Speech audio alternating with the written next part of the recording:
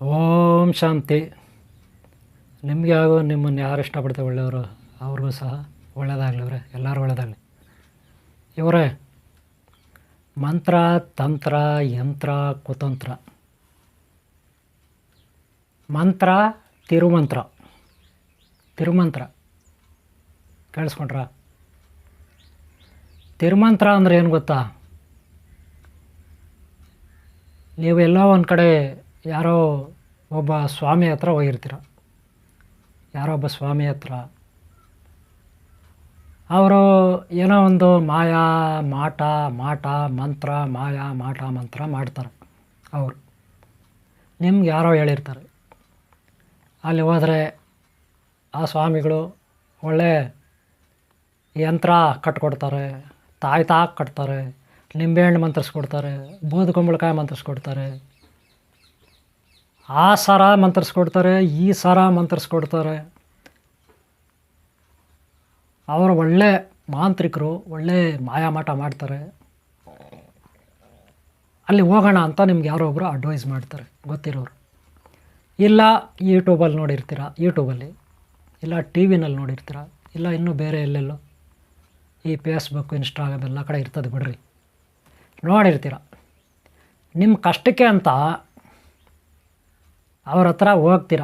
ಅವರು ಏನು ಮಾಡ್ತಾರೆ? ಏನೋ ಒಂದು ತಾಯ್ತಾನೋ, ನಿಂಬೆಹಣ್ಣು, ಬೂದು ಕುಂಬಳಕಾಯೋ ಅಥವಾ ಇನ್ನೇನೋ ಅವರು ನಿಮಗೆ ರೆಡಿ ಮಾಡಿ ಕೊಡ್ತಾರೆ. ನೀವು ಒಂದಷ್ಟು ಏನೋ ಕೊಡ್ತೀರ ದಕ್ಷಿಣೆ ಅಂತ.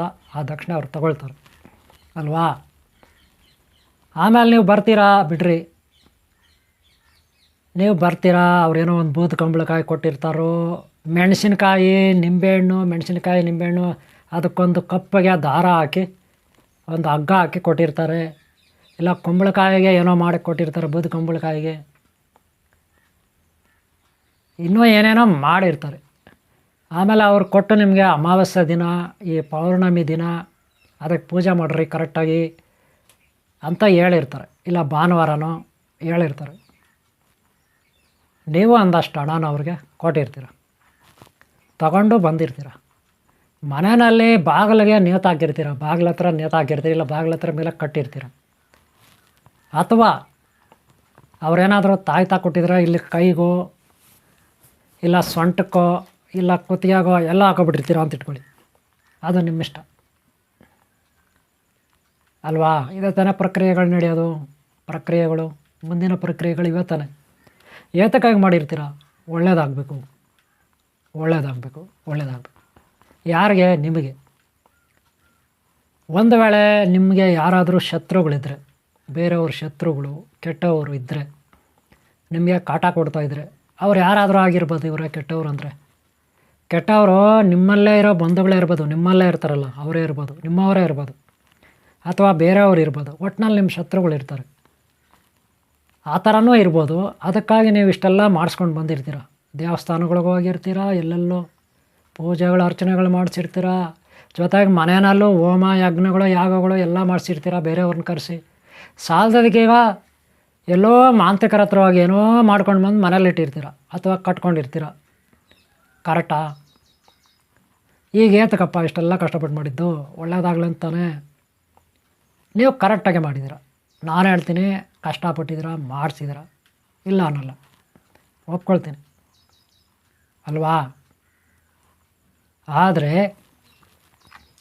ನಿಮ್ಗೆ ಒಳ್ಳೇದಾದರೆ ಏನು ಮಾಡ್ತೀರಾ? ಯಾವುದೋ ಒಂದು ದೇವಸ್ಥಾನ ಹೋಗಿ ಹರಕೆ ಹೊತ್ಕೊಂಡು ಬರ್ತೀರ.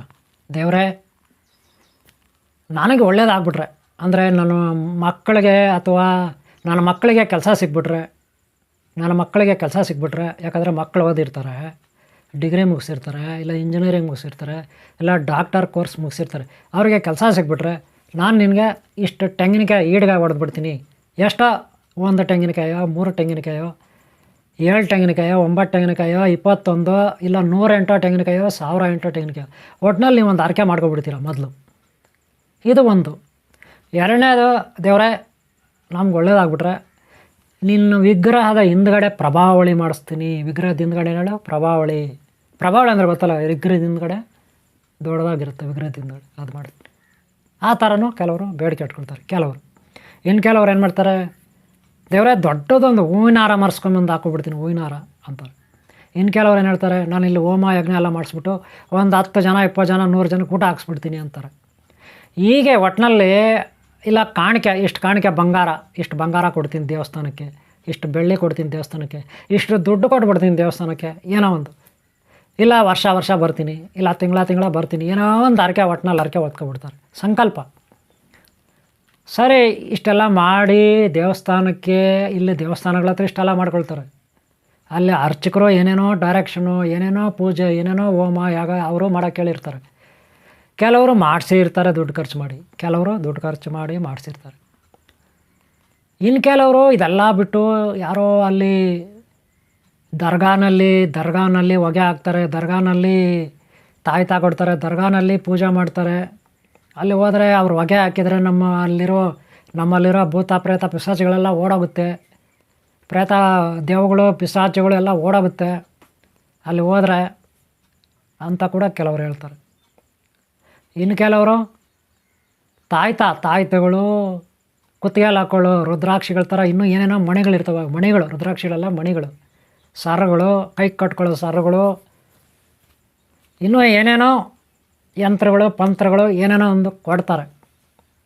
ಎಲ್ಲ ಅವ್ರವ್ರಿಗೆ ಇಷ್ಟ ಬಂದಿದ್ದು ಅವರು ಇಷ್ಟ ಬಂದ ಗುರುಗಳ ಹತ್ರ, ಇಷ್ಟ ಬಂದ ಮಾಯಾ ಮಾಟ ಮಾಡೋ ಮಾಂತ್ರಿಕರ ಹತ್ರ ಮಾಡಿಸ್ಕೊಳ್ತಾರೆ. ಒಬ್ಬೊಬ್ಬರು ಒಂದೊಂದು ರೀತಿ ಸೈಕಾಲಜಿ ಇರುತ್ತೆ. ಆದರೆ ಈಗೇನಿಲ್ಲ ಪ್ರಶ್ನೆ ಇರೋದು ಅಂದರೆ, ಇಷ್ಟೆಲ್ಲ ಕಷ್ಟಪಟ್ಟು ಟೈಮ್ ವೇಸ್ಟ್ ಮಾಡಿ, ದುಡ್ಡು ವೇಸ್ಟ್ ಮಾಡಿ, ಟೆನ್ಷನ್ ತಗೊಂಡು ಬ್ರೈನ್ಗೆ, ಈ ಟೆನ್ಷನ್ ತಗೊಂಡ್ರೆ ಏನಾಗುತ್ತೆ ಗೊತ್ತಾ, ನಾವು ಮಾಡಬೇಕಾದ್ರೆ ಕೆಲಸ ಕಾರ್ಯಗಳು ನಿಂತೋಗಿರ್ತವೆ. ಟೆನ್ಷನ್ ತಗೊಂಡ್ರೆ ಸರಿಯಾಗಿ ನಿದ್ರೆ ಬಂದಿರಲ್ಲ, ಆವಾಗ ಆರೋಗ್ಯನೂ ಕೆಡುತ್ತೆ, ಸಾಲದಕ್ಕೆ ದುಡ್ಡು ವೇಸ್ಟ್ ಆಗುತ್ತೆ, ಆರೋಗ್ಯನೂ ಕೆಡುತ್ತೆ. ಒಳ್ಳೆ ಆಲೋಚನೆಗಳು ಫಸ್ಟ್ ಇರ್ತವೆ, ಅವು ಇಲ್ಲದೇನೋ ಆಗಿಬಿಟ್ಟಿರ್ತವೆ. ಇವಾಗ ಒಳ್ಳೆ ಆಲೋಚನೆಗಳು ಬರಲ್ಲ. ಇವಾಗ ಅದೇ ಮಗಳಿಗೆ ಒಳ್ಳೆ ಗಂಡ ಸಿಗಲಿಲ್ಲ, ಮಗನಿಗೆ ಒಳ್ಳೆ ಹೆಣ್ಣು ಸಿಗಲಿಲ್ಲ, ಅಥವಾ ಮಗಳಿಗೆ ಒಳ್ಳೆ ಕೆಲಸ ಸಿಗಲಿಲ್ಲ, ಮಗಳಿಗೆ ಒಳ್ಳೆ ಕೆಲಸ ಸಿಗಲಿಲ್ಲ, ಅದಕ್ಕಾಗಿ ಕೇಳ್ಕೊಂಡಿದ್ರೆ ಓಕೆ, ಬೇಡ ಅನ್ನಲ್ಲ ನಾನು. ಅದು ಬಿಟ್ಟು ಬೇರೆ ಥರ ಯಾವುದು, ನಮ್ಮ ಶತ್ರುಗಳಿದ್ದಾರೆ, ಅವರು ಸಾಯಲಿಲ್ಲ, ಅವ್ರು ಹಾಳಾಗೋಗಲಿಲ್ಲ ಅಂತ ಮಾಯಾ ಮಾಟ ಮರೆಸ್ಕೊಳ್ತಾರಲ್ಲ, ಇವ್ರ ಮನಸ್ಸಿನಲ್ಲಿ ಏನಿರುತ್ತೆ ಯಾವಾಗೂ ಶತ್ರುಗಳ ಬಗ್ಗೆನೇ ಆಲೋಚನೆ ಇರುತ್ತೆ, ಶತ್ರುಗಳ ನಾಶ ಮಾಡೋದ್ರ ಬಗ್ಗೆನೇ ಆಲೋಚನೆ ಇರ್ತದೆ. ಆವಾಗೇನಾಗುತ್ತೆ, ಒಳ್ಳೆ ಆಲೋಚನೆಗಳು ಇವರಲ್ಲಿ ಇರಲ್ಲ. ಆವಾಗೇನಾಗುತ್ತೆ, ವ್ಯಾಪಾರದಲ್ಲಿ ನಷ್ಟ ಆಗುತ್ತೆ, ಫ್ಯಾಕ್ಟ್ರಿನಲ್ಲಿ ನಷ್ಟ ಆಗುತ್ತೆ, ಹೋಟ್ಲಲ್ಲಿ ನಷ್ಟ ಆಗುತ್ತೆ, ಮನಸ್ಸು ಕರೆಕ್ಟ್ ಇರಲ್ಲ, ಶತ್ರುಗಳೇ ತಲೆ ತುಂಬ್ಕೊಂಡಿರ್ತಾರೆ, ಶತ್ರುಗಳನ್ನೇ ನೆನ್ಕೊತಾ ಇರ್ತಾರೆ ಇವರು. ಅದಕ್ಕೆ ತಕ್ಕಂಗೆ ಮಾಯಾ ಮಾಟ ಮಾಡೋರು ಇನ್ನೂ ಹೆಚ್ಚಾಗಿ ಅವ್ರಿಗೆ ಭಯ ಹುಟ್ಟಿಸ್ತಾರೆ. ಎಲ್ಲರೂ ಅಲ್ಲ, ಕೆಲವರು, ಓಕೆನಾ. ಕೆಲವ್ರು ಒಳ್ಳೆಯವ್ರು ಇರ್ತಾರೆ ಬಿಡಿ, ನಿಮ್ಮ ಕಷ್ಟಕ್ಕೆ ನೋಡಿ ಅವ್ರು ಕರಗ್ತಾರೆ, ಕೆಲವರು ಒಳ್ಳೆಯವರು, ಓಕೆ. ಈಗ ನಿಮ್ಮ ತಲೆಯಲ್ಲೇ ಇಂಥವ್ರ ತಲೆಯಲ್ಲಿ ಏನಿರ್ತದೆ, ಇಂಥವ್ರ ತಲೆಯಲ್ಲಿ ಇದೇ ಕೆಟ್ಟವರೇ ತುಂಬ್ಕೊಂಡಿರ್ತಾರೆ. ಅದಕ್ಕೇನಾಗ್ತದೆ, ಲಾಸ್ ಆಗ್ತಾರೆ, ನಿದ್ರೆ ಬರಲ್ಲ, ಆರೋಗ್ಯ ಕೆಡುತ್ತೆ, ಊಟನೂ ಕರೆಕ್ಟಾಗಿ ಮಾಡಲ್ಲ. ಇದೆಲ್ಲ ಬೇಕಾ? ಯಾವ ಕರ್ಮರೇ ಇದು, ಶತ್ರುಗಳು ತಿಳ್ಕೊಂಡು ಅಲ್ವಾ. ನೋಡ್ರಿ, ಒಂದು ವೇಳೆ ಆಯಿತು, ನಾವು ಶತ್ರುಗಳು ನಾಶ ಮಾಡ್ತೀವಿ, ಮಾಯಾಮಾಟ ಮಾಡ್ಕೊಂಬಂದಿದ್ವಿ, ತಾಯ್ತಾ ತೊಗೊಂಡು ಬಂದಿದ್ವಿ, ಯಂತ್ರ ತೊಗೊಂಡು ಬಂದಿದ್ವಿ, ಇಲ್ಲಿ ಕಟ್ಕೊಂಡಿದ್ವಿ, ಅಲ್ಲಿ ಕಟ್ಕೊಂಡಿದ್ವಿ, ಸೊಂಟಕ್ಕೆ ಕಟ್ಕೊಂಡಿದ್ವಿ, ಕುತ್ತಿಗೆಗೆ ಹಾಕ್ಕೊಂಡಿದ್ವಿ, ನಿಂಬೆಹಣ್ಣು ತಂದಿದ್ವಿ, ಬೂದು ಕುಂಬಳಕಾಯಿ ತಂದಿದ್ವಿ ಅಂತ ಹೇಳ್ಬಿಟ್ರು ಅಂತ ಇಟ್ಕೊಳ್ಳಿ. ಒಂದು ವೇಳೆ ಅಲ್ಲಿ ಮಾಡಿಕೊಟ್ಟವರು ಕರೆಕ್ಟಾಗಿ ಮಂತ್ರ ಸಿದ್ಧಿ ಮಾಡ್ಕೊಂಡಿದ್ದಾರಾ? ಸರಿ, ಅವರು ಮಂತ್ರ ಹಾಕೋವಾಗ ಕರೆಕ್ಟಾಗಿ ಮಂತ್ರ ಜಪ ಮಾಡಿದ್ದಾರಾ? ನೋಡ್ರಿ, ಮಂತ್ರಗಳು ಯಾರು ಪಠನೆ ಮಾಡ್ತಾರೆ ಗುರುಗಳು, ಅವರು ಅದನ್ನು ಸಿದ್ಧಿ ಮಾಡ್ಕೊಂಡಿರ್ಬೇಕು. ಒಂದೇದು. ಎರಡನೇದು, ಮಂತ್ರ ಪಠನೆ ಮಾಡೋವಾಗ ಏನಾದರೂ ಒಂಚೂರು ಮಿಸ್ಟೇಕ್ ಮಾಡಿದ್ರೆ ಅದು ತಿರುಮಂತ್ರ ಆಗುತ್ತೆ. ಏನಾಗುತ್ತೆ? ತಿರುಮಂತ್ರ. ಏಟು ಎದುರೇಟು ತಿರುಮಂತ್ರ ಆಗುತ್ತೆ. ನೆನಪಿಟ್ಕೊಳ್ಳಿ. ನೀವೇನೋ ಬೂತು ಕುಂಬಳಕಾಯಿ ಎತ್ಕೊಂಡ್ಬಂದ್ಬಿಟ್ರಿ, ನಿಂಬೆಹಣ್ಣು ಎತ್ಕೊಂಡ್ಬಂದ್ಬಿಟ್ರಿ, ಅದೇನೋ ಮೆಣಸಿನ್ಕಾಯಿಗಳು ಹಾಕಿ ಕೆಳಗೆ ನಿಂಬೆಹಣ್ಣು ಹಾಕಿ ಇಷ್ಟುದ್ದ ದಾರದಲ್ಲಿ ಕಟ್ಟಿರ್ತಾರೆ, ಕಪ್ಪಗಾಯಿರೋ ದಾರದಲ್ಲಿ. ಅದು ಲಾರಿಗಳಿಗೂ ಬಸ್ಸುಗಳಿಗೂ, ಲಾರಿಗಳ ಮುಂದ್ಗಡೆ ಅಂತೂ ನೋಡೋಕ್ಕಾಗಲ್ಲ, ಅಷ್ಟು ಇರ್ತವೆ, ಇಷ್ಟು ದಪ್ಪ ಇಷ್ಟುದ್ದ. ನೋಡ್ರಿ, ಇವೆಲ್ಲ ಮಾಡೋದು ತಪ್ಪ ಗುರುಜಿ, ಮಾಡಿಸ್ಬಾರ್ದ ಅಂತ ಕೇಳಬೇಡ್ರಿ. ನೀವು ಮಾಡಿಸೋದು ತಪ್ಪು ಅಂತ ನಾನು ಖಂಡಿತ ಹೇಳಿಲ್ಲ, ಗುರುಗಳ ಹತ್ರ ಹೋಗೋದು ತಪ್ಪು ಅಂತ ನಾನು ಖಂಡಿತ ಹೇಳಿಲ್ಲ. ಆದರೆ ಮಾಡಿ ಕೊಡೋರು ಕರೆಕ್ಟಾಗಿರಬೇಕು. ಅವರು ಮಂತ್ರ ಜಪ ಮಾಡ್ತಾರಲ್ಲ ಅದು ಸಿದ್ಧಿ ಆಗಿರಬೇಕು.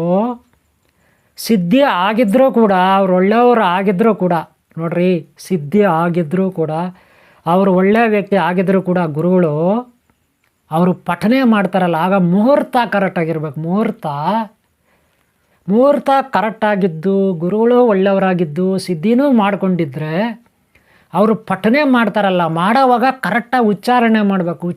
ಮಂತ್ರ ಉಚ್ಚಾರಣೆ. ಒಂದು ವೇಳೆ ಮಂತ್ರ ಉಚ್ಚಾರಣೆಯಲ್ಲಿ ಏನಾದರೂ ಒಂದು ಚೂರು ಹೆಚ್ಚು ಕಮ್ಮಿ ಆಯಿತು ಅಂತ ಇಟ್ಕೊಳ್ಳಿ, ಒಂದೇ ಒಂದು ಚೂರು ಹೆಚ್ಚು ಕಮ್ಮಿ ಆಯಿತು ಅಂತ ಇಟ್ಕೊಳ್ಳಿ ಮಂತ್ರ ಉಚ್ಚಾರಣೆಯಲ್ಲಿ, ಅದೇನಾಗುತ್ತೆ ಗೊತ್ತಾ? ಅದು ನಿಮ್ಮನ್ನೇ ನಾಶ ಮಾಡಿಬಿಡುತ್ತೆ. ಯಾರು ಕುಂಬಳಕಾಯಿ ತಗೊಂಬಂದಿರ್ತಾರೆ, ಯಾರು ಮೆಣಸಿನ್ಕಾಯಿ ತಗೊಂಬಂದಿರ್ತಾರೆ, ಯಾರು ತಾಯ್ತಾ ತಗೊಂಬಂದಿರ್ತಾರೆ ಅವ್ರನ್ನೇ ನಾಶ ಮಾಡಿಬಿಡುತ್ತೆ ಆ ಮಂತ್ರದಲ್ಲಿ ಹೆಚ್ಚು ಕಮ್ಮಿ ಆದರೆ. ತಾಯ್ತಾ ಬರೀತಾರೆ ಕೆಲವರು, ಈ ತಾಮ್ರ ಪತ್ರಗಳ ಮೇಲೆ ತಾಮ್ರದ ತಗಡು ಇರುತ್ತಲ್ಲ, ಅದರ ಮೇಲೆ ಯಂತ್ರ ಬರೀತಾರೆ. ಯಂತ್ರ ಬರೋವಾಗ ಒಂದು ಅಕ್ಷರ ಹೆಚ್ಚು ಕಮ್ಮಿ ಆದರೆ ಅದರ ಸ್ಥಾನ ಇರುತ್ತೆ, ಸ್ಥಾನಮಾನಗಳಿರ್ತವೆ ಮಂತ್ರಗಳು, ಬೀಜಾಕ್ಷರಗಳು. ಆ ಬೀಜಾಕ್ಷರಗಳಲ್ಲಿ, ಮಂತ್ರದ ಬೀಜಾಕ್ಷರದಲ್ಲಿ ಏನಾದರೂ ಒಂದು ಹೆಚ್ಚು ಕಮ್ಮಿ ಎಡವಟ್ಟಾದರೆ ಆ ಮಂತ್ರ ಬರ್ದವನಿಗೂ ಪ್ರಾಬ್ಲಮ್ಮು, ಅದನ್ನು ತಗೊಂಡು ಬಂದು ಹಾಕ್ಕೊಳ್ತಾರಲ್ಲ ಅವ್ರಿಗಿದ್ದದ್ದು ಪ್ರಾಬ್ಲಮ್, ಸರ್ವನಾಶ ಆಗ್ತಾರೆ. ಫಸ್ಟ್ ಆದರೂ ಚೆನ್ನಾಗಿದ್ದರು, ಇವಾಗ ಹಾಳಾಗೋದ್ರು. ಅದೇನೋ ಹೇಳ್ತಾರಲ್ಲ ಗಾದೆ, ರಾಯನ ಕುದುರೆ